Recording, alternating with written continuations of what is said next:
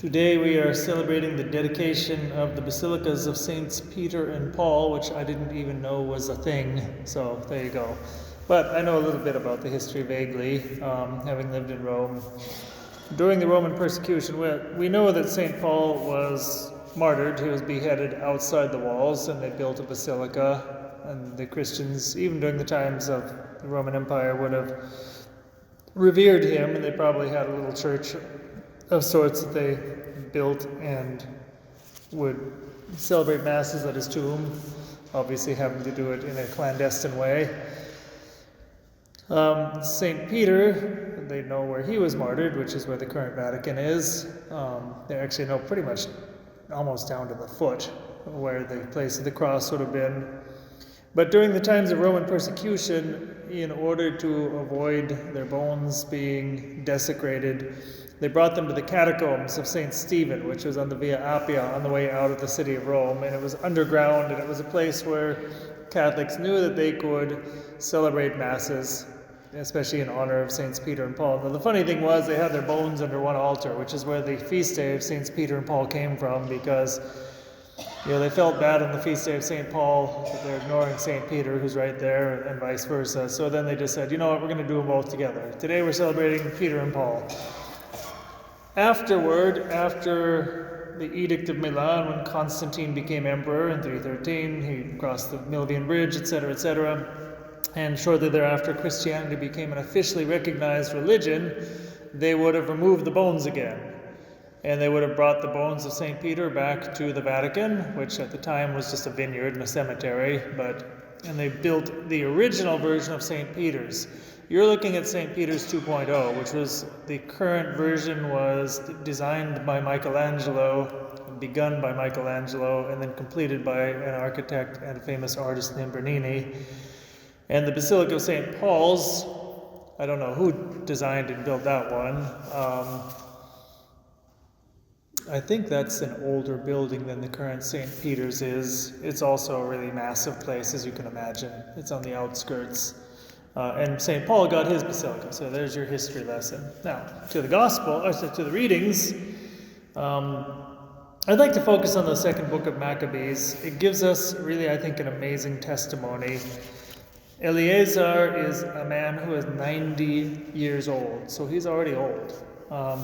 He's a pious Jew, and there's a time of persecution when they're forcing people to essentially break the Jewish law. For them, it was eat pork and do it in public as a sign that you have, renounced Judaism and you've embraced paganism. For us, it could be anything else. It could be, trample on the rosary, break a statue of the Blessed Virgin Mary in public or something like that. It could be something else whenever the state comes in and tells us to do something that is against our faith. Eleazar has and they were going to torture him to death. He says, look, we're going to give you, his friends come and say, look, we've come up with a little plan because we're your friends and we don't want you to see you get tortured, but the punishment was they were going to torture him to death, which he ended up getting. And his friends did something that I think a lot of us can fall into. They said, let's pretend. So they said, and they tried to play games with their consciences. So they said, we're going to sneak you some food that you can eat by law, but you just pretend that it's something else in front of everybody else. That way you won't get punished and you won't really be breaking the law, and everyone will be happy. How often do we come up with little deals with ourselves? I'm just going to pretend, even though I don't really agree with this in my heart, I'm just going to, in order to not stand out, in order not to cause problems, I'm going to pretend that I agree with this, or I'm not going to speak out. How often, when a famous example is when your relatives come to visit you, how often do you not go to Sunday Mass because, my family's in town? Who cares? Bring your family to Mass. And if they don't want to go to Mass, show them the example that Mass is important. and I'm going. You can stay here, watch TV, do whatever you want. I'll be gone an hour and a half. It's not that big a deal. I am going to Mass no matter what. One little example, okay? And here's the thing. Eleazar recognizes, he says a couple different things. He says, I'm already 90 years old. In order just to live a couple more years, I'm going to commit sin. So there's one argument, which is very logical. He says, I've only got a couple of years left. So I'm going to put my eternity in peril for a couple of years. Now, any one of us, you could be 6 years old. In light of eternity, you say, I'm going to do anything at all that negatively affects my eternity. Even if it just reduces, even if you're going to get to heaven, but you're just going to be one little degree less in heaven. For eternity, what is worth more?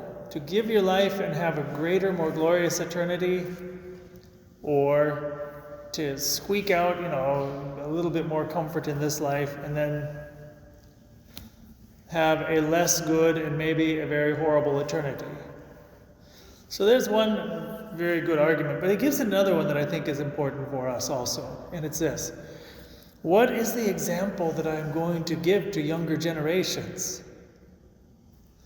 And this is where I think it touches us.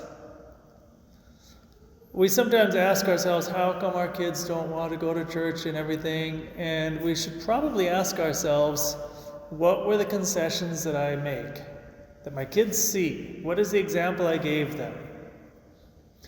When difficult choices came along, did I do the easy thing or was I faithful?